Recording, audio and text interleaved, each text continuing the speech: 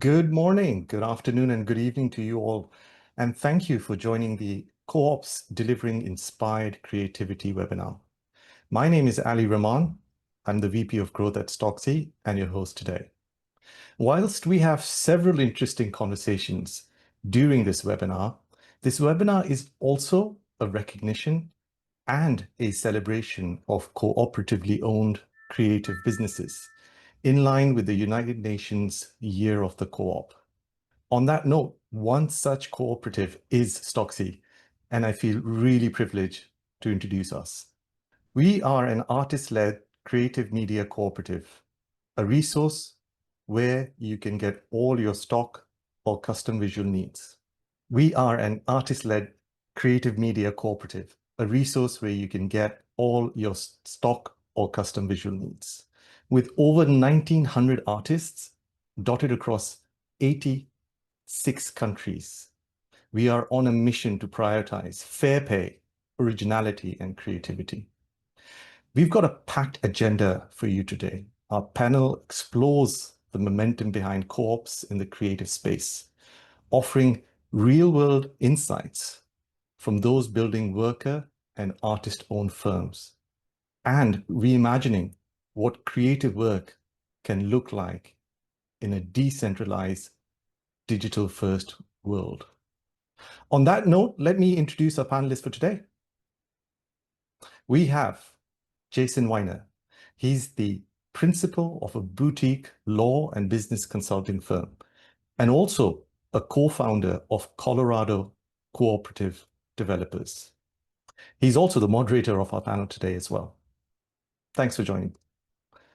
Trace is our very own highly accomplished CEO of Stocksy. She is a recognized leader in brand and the digital media space. Thanks, Trace, for joining. Jeff Sterenberg is the founding member of his New York-based video production co-op, Meerkat Media. And Elizabeth Bond is the founding member, owner of Weaver, a digital design and storytelling co-op. Welcome, Jeff and Elizabeth. With that said, just some quick housekeeping for you all. Like all our webinars, we love to make this webinar really interactive. So please join the conversation by adding your questions in the Q&A section. We'll try to answer them live at the end of the webinar. Okay, on that note, let me hand over the reins to Jason to kickstart the conversation. Jason, over to you. Thank you so much, Ali. And it's so wonderful to be here. I'm excited for today's webinar. We come together at a very special moment. The UN has designated 2025 as the International Year of the Cooperative in recognition of the global nature of cooperatives, the ubiquitous presence of cooperatives throughout our economy. And I'll be saying a few words to ground our discussion today. The UN General Assembly named 2025 for the second time as the International Year of the Cooperative at a moment when global economies and communities are redefining themselves. And the theme of that designation is that cooperatives build a better world. It captures the radical potential of shared ownership and forces us to reimagine what our relationships to each other, to the land, and to our purchases and our economic activity can really mean. Cooperatives are a vital model for building a more resilient, inclusive, and global economy. They transcend sectors and borders and cultures. And we'll be speaking a little bit about the ways in which cooperatives show up in the digital world as well.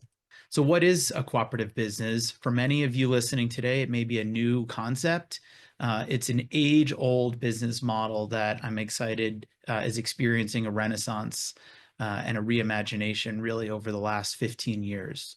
Cooperatives are unique in that they are member-centered, member-led organizations rather than shareholder-led organizations. The primary purpose of a cooperative is for members to come together to pursue shared purpose, pool resources, achieve economies of scale, and own the fruits of the value that they create.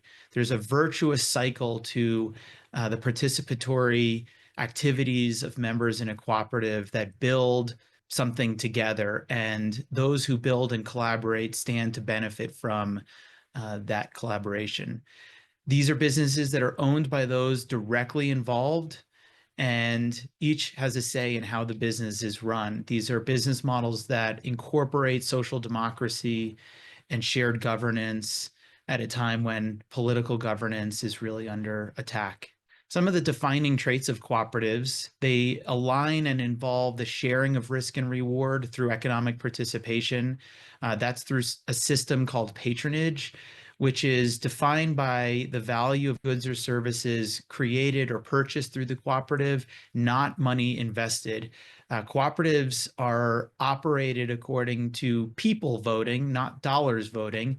If any of you have ever attended or participated in a shareholder meeting for a publicly traded company, you'll know that it's the dollars that vote. In cooperatives, it's the people who vote, and it's the economic activity that defines one's value, not the amount of capital they bring to the table. Interestingly, also, governance is done on a democratic basis, one member, one vote. Again, very different to the dominant capitalistic forms of participation and governance through public companies. Cooperatives exist across our economy. They exist in many different formats, many different sectors. There are cooperatives that are led and owned by producers of commodities or agricultural products or digital products and services. These are businesses that are jointly owned by the producers to market or process goods. There are consumer cooperatives on the other side that are owned by the people who are purchasing the cooperative's goods or services. There are worker cooperatives that are owned and controlled by workers, employees, contractors. And then there are hybrid co-ops that will involve different elements of those mentioned. And in some cases, they're structured as multi-stakeholder. There can be co-ops that are co-owned by multiple stakeholder groups at the same time. Stocksy is an example of that. Stocksy really embeds the producer, the worker aspects of cooperatives into one multi-stakeholder cooperative. And again, in the last 15 years, we've seen a resurgence of cooperative formations and creativity around how to structure co-ops in the digital age. So the co-op movement itself, what does it look like on the ground? What does it look like in community among people? We'll be hearing from Elizabeth, Jeff, and Trace about 3 examples, but let me tell you a little bit about the context in which this conversation will take place. Cooperatives, I like to say, are the original social enterprise business model. They've existed for millennia, first starting in indigenous communities and First Nations, and they have operated according to globally recognized principles and values for decades. There are 7 recognized cooperative principles that are codified and held by the International Cooperative Alliance. And these are those principles. They exist for cooperatives around the world. They have been embedded into domestic law in most countries and jurisdictions around the world that recognize cooperatives. Voluntary and open membership, democratic member control through one member, one vote. Cooperation among cooperatives is the infamous P6 or Principle 6. This is the principle that cooperatives lift up and interact with other cooperatives to help build the ecosystem. Member economic participation highlights the centricity of patronage and autonomy and independence. Cooperatives around the world generally enjoy a fairly deregulated environment, and they operate and self-govern and rely on their own internal practices and culture and documents to self-govern. And then, of course, there's care for community, education, and training. These are really community-oriented business models through and through, not just in terms of the products and services that they sell, but how they operate. It's baked into the DNA of every cooperative and the sector as a whole. To some of your surprise, cooperatives exist around the globe. They have existed for centuries, and in some cases, millennia, as I mentioned, and they are pretty evenly spread around the world.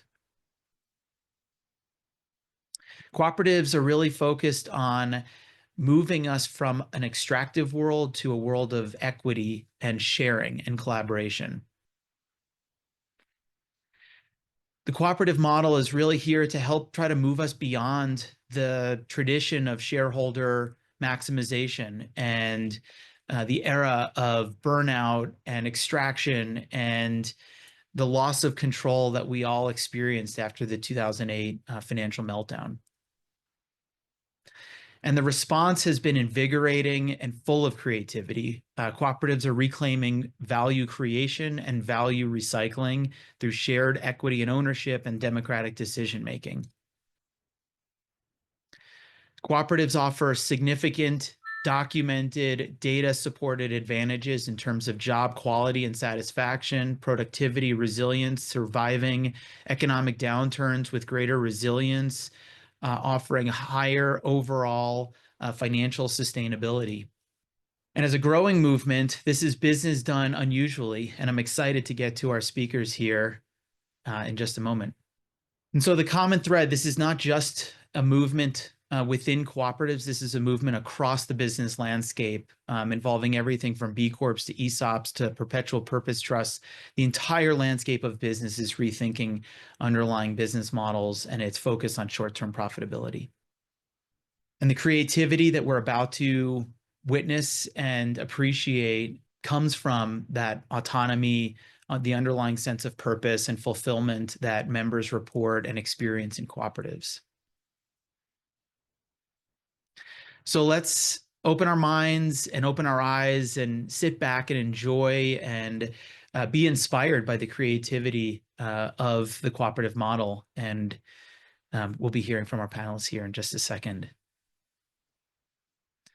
So with that, I am your moderator for today.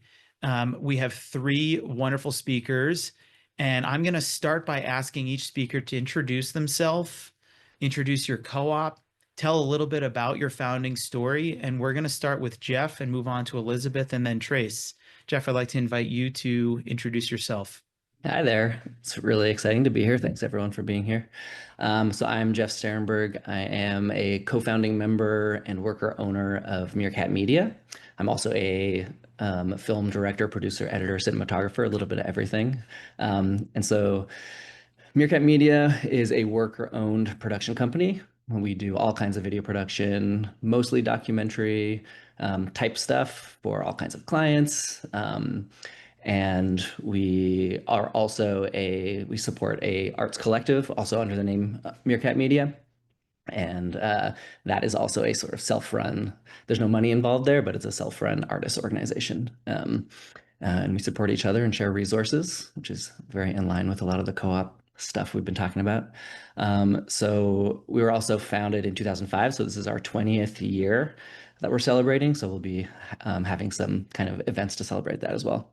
And so, yeah, we have sort of a non-traditional founding story. The Artist Collective actually began first and came out of a group of people who went to college together and studied activism and things together. And Meerkat was sort of just a way to kind of keep people together as they transitioned from a sort of academic environment into into the world. And through those activist circles, they learned about consensus process. And so we started having these meetings. We operated it using consensus process. And then over time, that was just kind of for fun, people making videos for fun together. Some people were freelancing on their own, and some of those folks started to work together, including myself.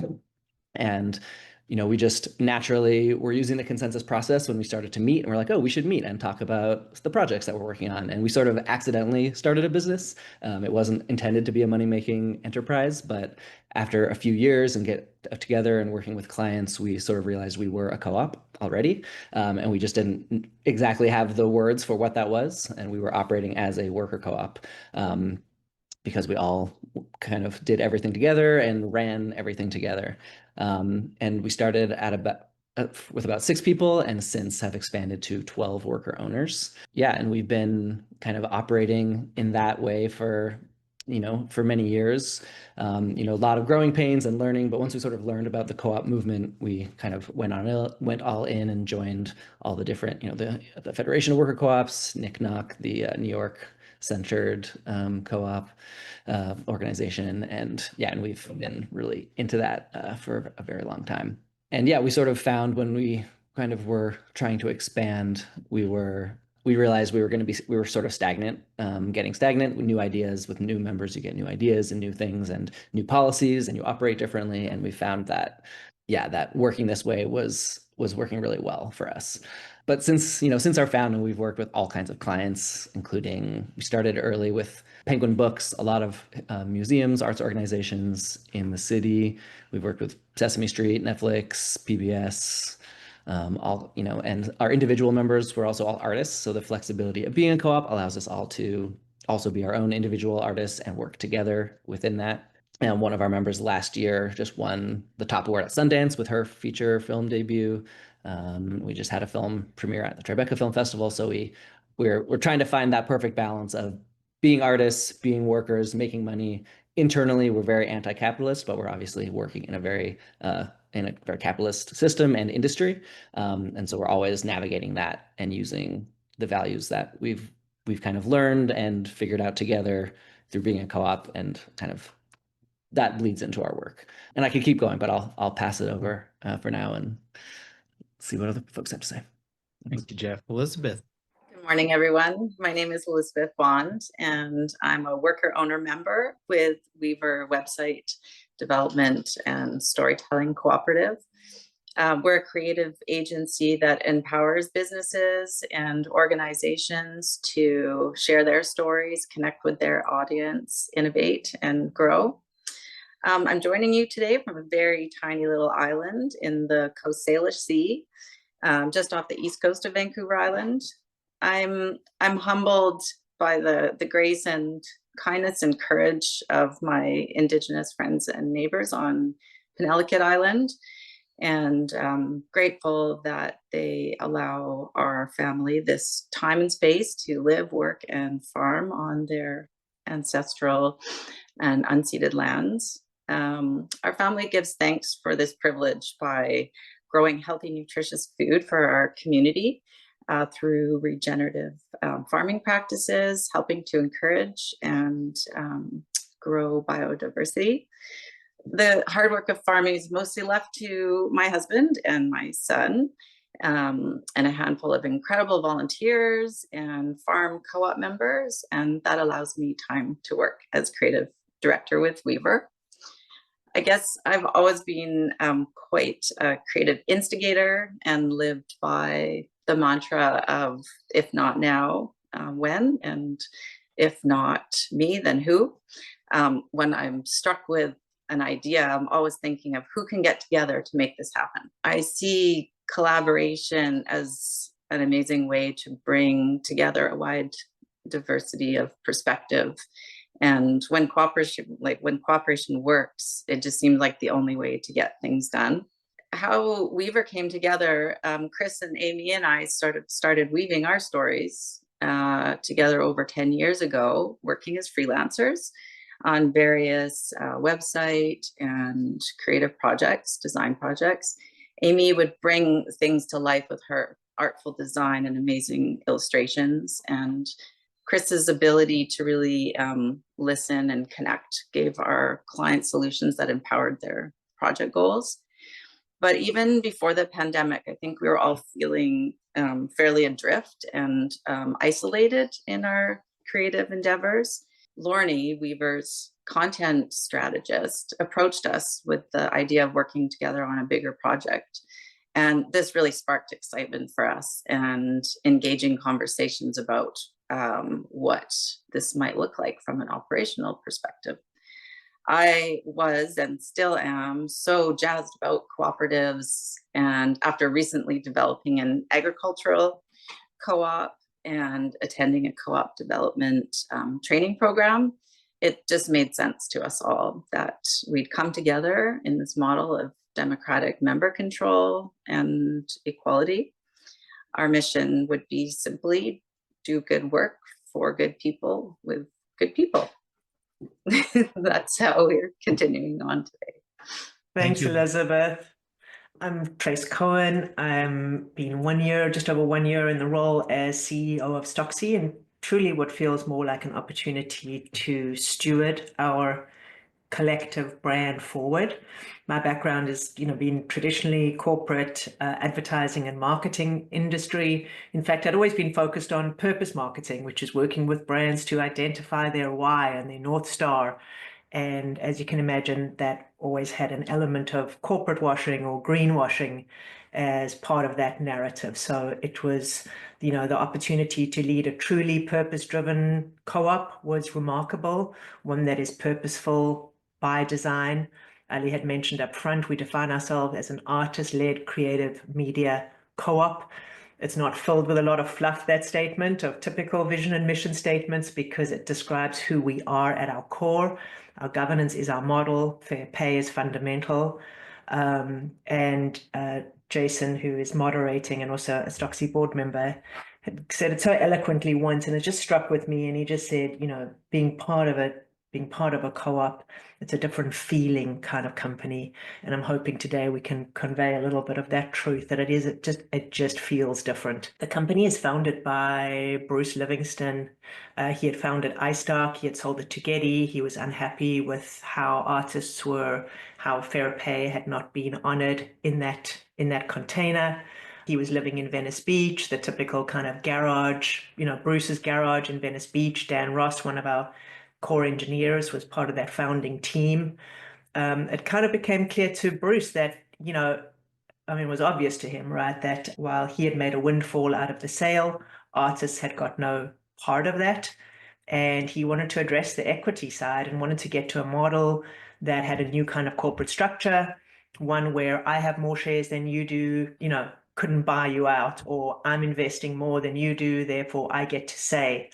Or even a way to avoid the messiness of being human. So when Bruce and his wife separated, for example, or if two partners, then one leaves the business, there's no buyout, because essentially if you stop participating, your shares are gone. If you think about that for a moment, it's a pretty radical and very, very different model, and hugely refreshing. Bruce invested 1.2 million in Stocksy, who paid him back within 3 years, where since then we've taken no outside investment.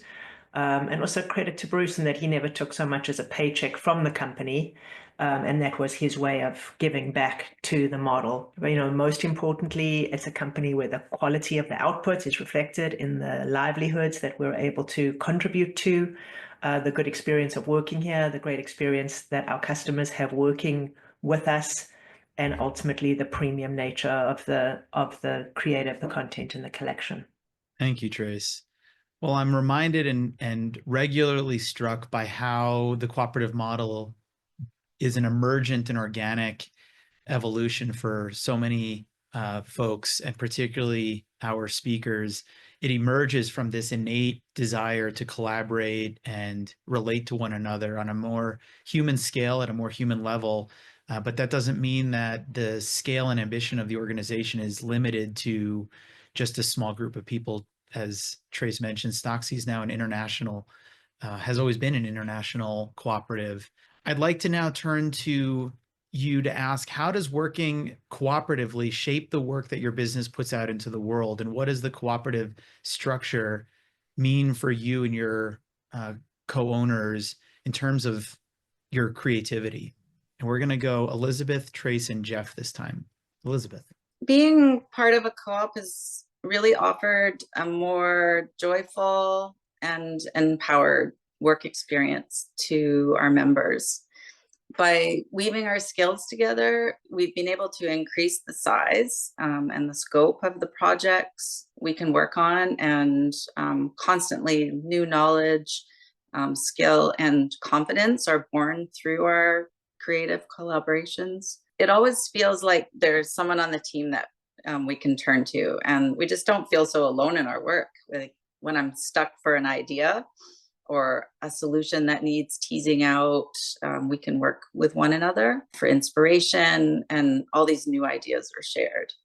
There isn't any competition or need to prove oneself, to climb a ladder of conventional company hierarchy. Whatever we can do to make something better just benefits all of our members and our clients equally. Just like other unions and cooperatives seek us out as collaborative design partners, we also look for clients who align with co-op values and principles. The co-op principles this particularly relates to are equity, education and access to information, co-ops helping co-ops, and concern for community and environment. There actually haven't really been many challenges for us, and really only benefits of cooperation. And I think we received really sound advice when we were developing our co-op about keeping things simple. And so for us, for now, that's just means sticking with our small team and working on projects that fit for us. Thanks, Elizabeth. Trace? Thanks so much. So I think from a, how it shapes the work, just going back to the prior point, right? Like being a co-op is the purpose. So I think on a daily basis, we're not here to prove the model, we're really live the model. And being a co-op becomes more of a daily practice, less of a marketing position. It shapes how we work, how we pay, how we listen. It's about staying in integrity in our values, and it ultimately shapes how we create with this clear sense of, who we're creating for. On the challenge part, we have a very high commitment to fair pay. I think we're essentially highest royalty in the industry, in that we have 50 to 75% on each asset is returned to the contributor. And with that, as a CEO, that gets us to a much slimmer margin, and therefore, much less of a operating profits. It's a conscious choice. It allows us to stand in integrity with our values, and honestly, it drives deeper innovation. And quote unquote, watch the space for details. That is where we truly have to differentiate. Creative excellence is the entry point. So because the model is about shared ownership, we attract a very incredible high level of talent of artists. Stocksy actually ends up, has just a 1.3% acceptance rate, which doesn't sound very co-op, but that's how it works, because it's quote unquote harder to get in. And therefore we hold a very high bar for quality, for originality and values alignment. And at the same time, that creates a collection that's distinct, premium, mission driven, because you're surrounded by peers whose creative and commercial success depends on your own. There's a direct connection with a deep focus on curation and on market needs, the marriage of the two. I would say, the other benefit is that our global community drives relevance, because we're global. The work is rooted in diverse identities, cultures, perspective. Again, 1,900 artists from 89 countries. The diversity isn't curated from the outside. It's built into the structure, and that makes the work more resonant, more real, more culturally in tune. It is the feedback we hear consistently. The work is more authentic, more genuine. It's not staged in that sense that a typical kind of stock house might do. I think on the challenge side is, co-ownership is a learning curve. The body of membership grows with the business, and the process of training in how to participate is never done. So one of the challenges is teaching what co-ownership really means. And in a world trained on hierarchy, participation can often feel unfamiliar. I think the key piece is that it's not about consensus, right? Sometimes people won't agree with the outcome, but that doesn't mean the system failed. It means that we're doing the work of building something different. Thank you, Trace. Jeff? Yeah, I definitely agree with a lot that's been said. Even though we're in different industries, there's a lot in common. I think the basic answer to the question is just, we're able to instill our values as co-op members. And like Trace said, there are certain people who are going to be attracted to this model, and certain people that might not be. And those people in general are going to have a broad sense of shared values. And so we're able to, internally, we instill that in terms of how we operate. And that, of course, bleeds into our work. And so, a lot of traditional production companies, the film business is very hierarchical in general. And so we were kind of looking for ways around that. And, we can't change the industry totally from our position, but we can change how we operate. And so if our members are, the basics are everybody has stake in the company doing well, and therefore we all want all of our projects to be as good as possible.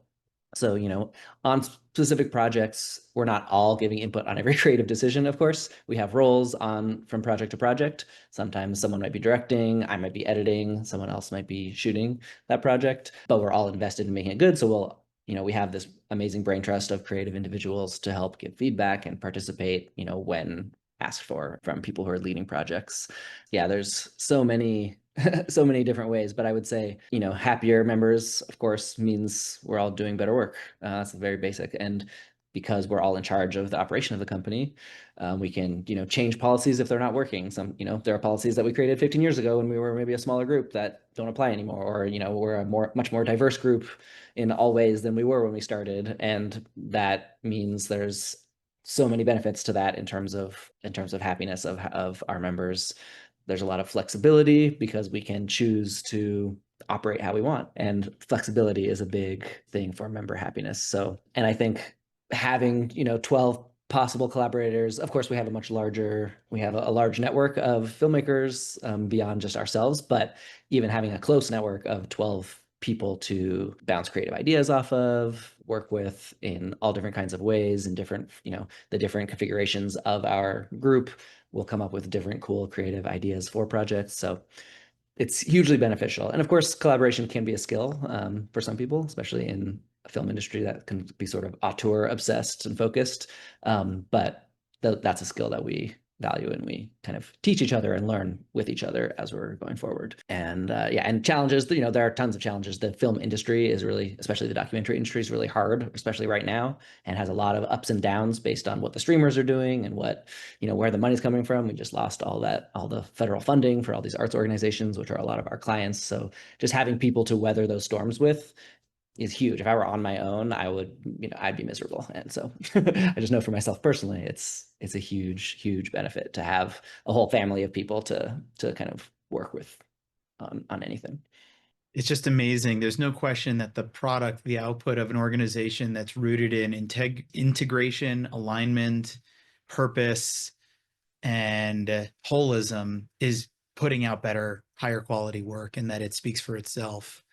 This isn't synthetic. It's just amazing to hear these stories. You've each chosen an example of your co-op work to showcase the inspired creativity. We're going to start with Trace, and then Jeff and Elizabeth to give us a little showcase and taste of what that output looks like. Trace. Awesome. Thanks so much. I'm so excited to be able to share a little slice of work. Obviously the stories of each of our 1900 plus member artists directly express the value of our co-op model to their creative practice, and each story is unique. Today, I only have time to share just one with you today, and gratitude to Lorena Fernandez, who goes by Lorena, and is a wonderful and great ambassador to represent Stocksy's membership. So with thanks and gratitude, I would like to share by Lorena's story. Hi, I'm Lorena, known as by Lorena. I am a visual art director and photographer for Stocksy. I study architecture and interior design. Color is part of my language, the thread that connects everything that I do. Through Stocksy, I have been able to deepen what I love most, storytelling through the composition of identity and the everyday beauty of people and the world around them. Stocksy has transformed what it means to live and work as a creative.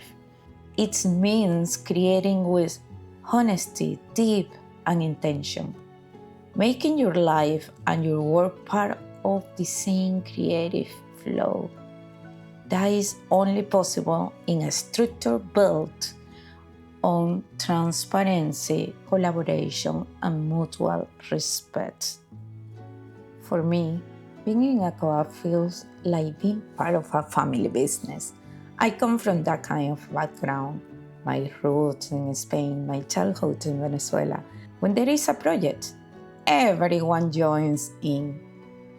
You care deeply about every step because this is our business. Every part of the process feels intentional. We involve real people, friends, family. That honesty is only possible because we feel supported by this co-op. The results feels both personal and contemporary. It aligns with the direction brands are moving toward today. It values what we share as Stocksy: connection with intention.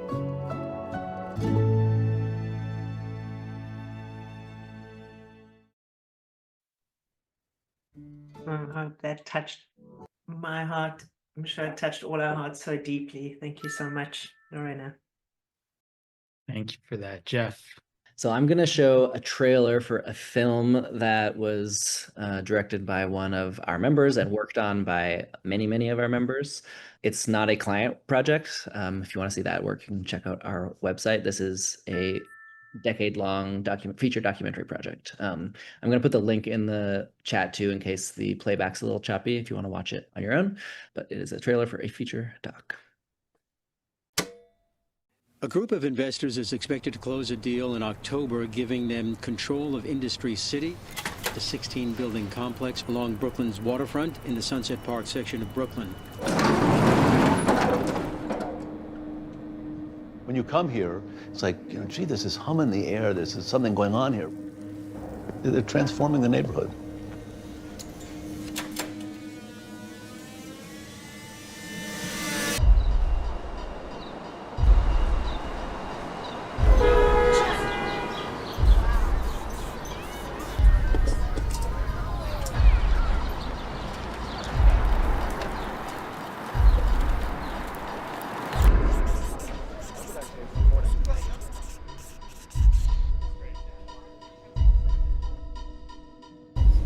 We're looking to create a zoning text amendment to establish the special Sunset Park Innovation District. Son 3.5 millones de pies cuadrados para la economía de innovación. ¿Qué significa eso? My landlord, she's 90 years old.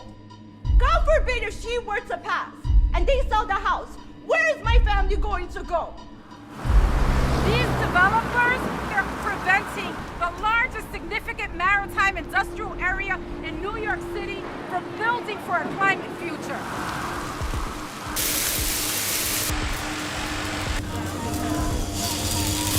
We want kids to say no to this Timeline. We have a date and we're ready to move forward. I'm asking you to help them understand why it makes sense to move.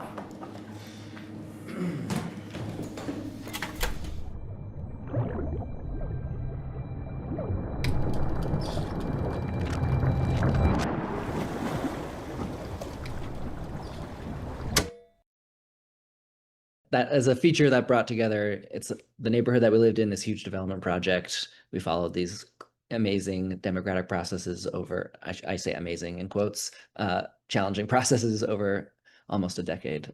It's a very cool film. Thank you, Jeff. Elizabeth, we'd love to see a showcase of your work. Thank you so much. That was really inspiring. It's been a really surprising and wonderful bonus, actually, that simply by being a unionized cooperative, Weaver's attracted new clients and collaborators who really desire to work with other unionized organizations and cooperatives. When Union Cooperative Initiative approached us with their vision, we knew it was a project we could stand behind and feel inspired to collaborate on. UCI, they help build co-ops. Their incubator programs provide planning, startup resources, expert support, and co-op development services. UCI's vision is to build an economy that works for people and the planet, and this aligns with all the co-op principles. There's still a lot of misinformation or lack of information when it comes to building a solidarity economy and supporting workers to develop community-focused enterprises. Through our own co-op development, we knew how important it was to make this information and process available to others. Weaver was tasked with creating a website that was friendly, accessible, and informative, and most important, user-friendly. This is, of course, part of every website design and development project we undertake. UCI gave us the freedom to expand upon their brand palette and create new elements that would fit with the website design to help tell their story to the world. We're so grateful to be able to play a part in processes like these and get to watch our colleagues and collaborators grow and flourish. The team at Weaver really draws energy and inspiration through the good work that our clients do and these ongoing relationships. As clients like UCI develop initiatives and expand to fill the ever-growing need for accessible education, empowerment, and equality in our communities, we feel privileged to continue to lend a hand in the many ways we're able. In the words of UCI's managing director, Johnny Sopachuk, so much of the visual artistic practice can be a solo journey. The cooperative model opens up creative exploration, new ways of thinking, and a community of support. It's hard work. It requires a commitment to self-transformation, and it's certainly not utopian. Our practices and lives will be better for it in the long run. Our climate and our world demands it, and cooperative communities can be our roots, and they'll anchor us in the storms that come. Thank you, Elizabeth. Well, I don't know about everybody else, but I'm terribly moved by these showcases. So thank you to each of the panelists for offering us a glimpse into your work. Ali, I'm going to turn it back over to you for our Q&A. Thanks, Jason. And again, I would like to reiterate what you just said, really moving and interesting conversations. I really learned a lot. So before we move to your question, as part of registering and attending this webinar, we'll be sending you an email with the link to the Co-ops Delivering Inspired Creativity report. On a later slide, we'll share the QR code as well, so you can scan the QR code and get access to that report, as well as adding the link to that report in the chat section as well. So if you have questions, please enter them in the Q&A section. Any unanswered questions, we'll get back to you directly. Having said that, we do have questions. The first question is from Steve, and he asks, how do you encourage member engagement, and what does member engagement look like for platform cooperatives? Jason and the panel. I can take a first pass at that question. It immediately wants me to have our amazing membership team headed by Ivar, who's on the call in Barcelona, but also our broader content curation team is obviously interacting with our members on a daily basis as they are submitting content for review to the collection. The additional ways that we engage with our members is by sharing with them what clients are looking for. So we have, monthly content calls where we'll talk about different categories of content that clients are looking for visual representation in. Sometimes there are custom requests in there as well. So we engage members with our annual general meeting. We have forums. We'd love them to be more engaged than they are, but we do have forums. We need to look at more innovative ways to be able to engage. But member engagement becomes front and center. We're only as thriving as our member base is, because that is how we're ultimately serving our community of clients. And, dialogue, hosting a collective conversation, keeping members very closely abreast and transparent with financials and where the business stands, as well as decision making and the ability for members to be able to create resolutions which we can take to vote.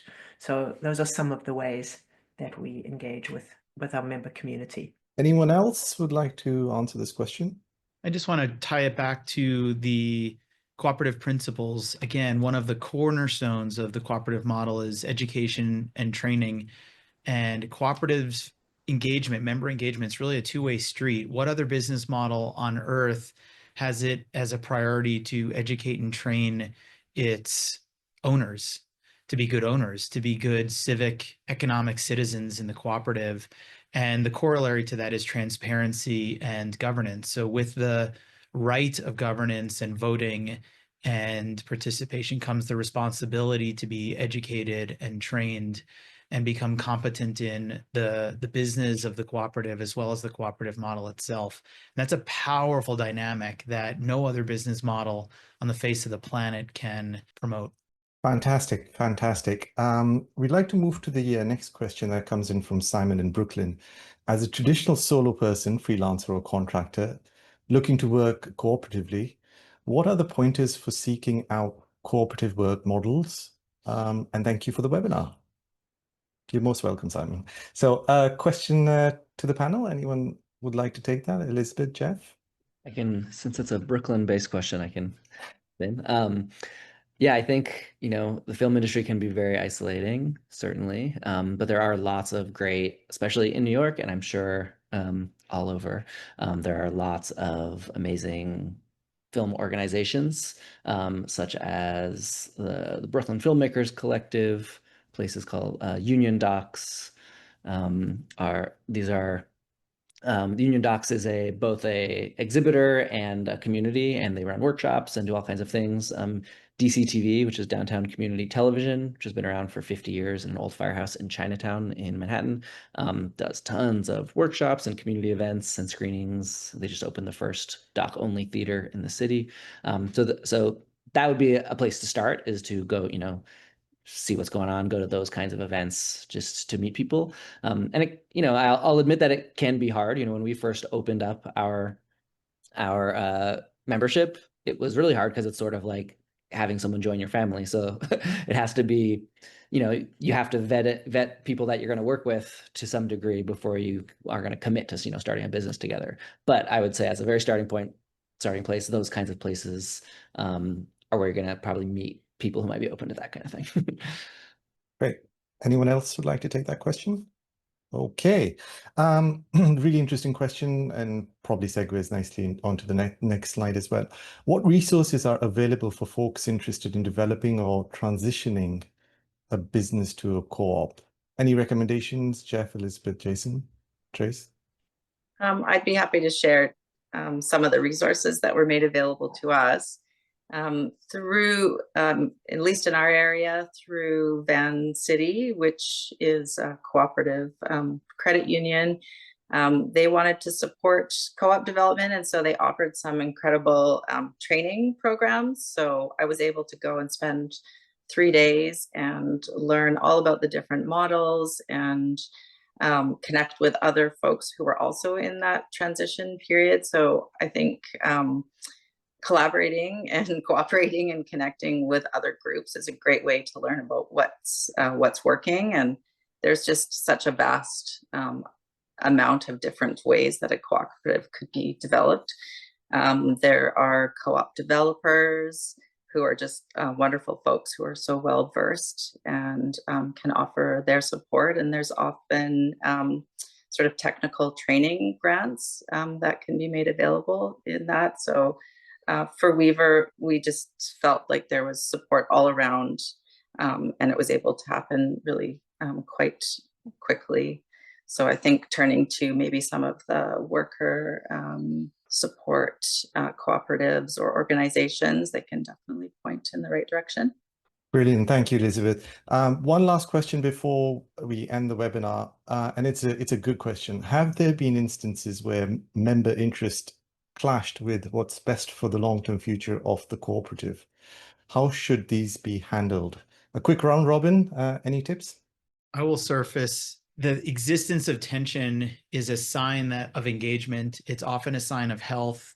It's a sign of safety, and tension is inevitable. It doesn't have to necessarily mean conflict, but a healthy cooperative, a healthy organization will have a system and a culture that can navigate tension with skill and respect and with a feeling of safety to arrive at a consensual outcome. And I think that's really something that thrives within the cooperative movement because it embraces the notion that perspectives will collide, people will engage, and the output of that is creative tension. Brilliant response. Anyone else would like to share? Oh, couple of unmutes. Trace, go ahead. Just to say, I was just really following on what Jason has said, but absolutely, if there are member actions that are in any way harmful or create a lack of safety or soundness for the co-op, there is absolutely within the governance model the resolutions that can and have been created to remove those members from the co-op. It definitely happens. Jeff? There's, of course, I would say, especially as we grew, from a smaller group to a larger group, you're going to have more different ideas and opinions on how things could go. And we use the consensus process, which we're committed to, which I know is not true of all co-ops, which doesn't mean we all have to 100% agree perfectly on exactly every single thing. It means we have a system so that we all agree enough that we think we've worked through an issue enough that we're all agree that we can move forward with a certain idea. And so I think the consensus process is slow on the front end, but the result is you've all contributed to and agreed to whatever you've decided, whatever the decision is, and therefore there's a lot more buy-in in every decision. And so any challenge that comes up through using that process, we've worked through a lot of challenges, and especially as you have newer members with different opinions and different ideas, sometimes that you need to work through more stuff, and it's a constant and long process, but I stand by it continually for the last 20 years for sure. All right, with that, I'd like to thank all the panelists and Jason for moderating the panel. Thank you all for joining, and as promised, the link to the Co-ops Delivering Inspired Creativity report can be accessed through the QR code or the link in the chat. I thank you all for joining the webinar, and we hope to see you next time. Thank you very much.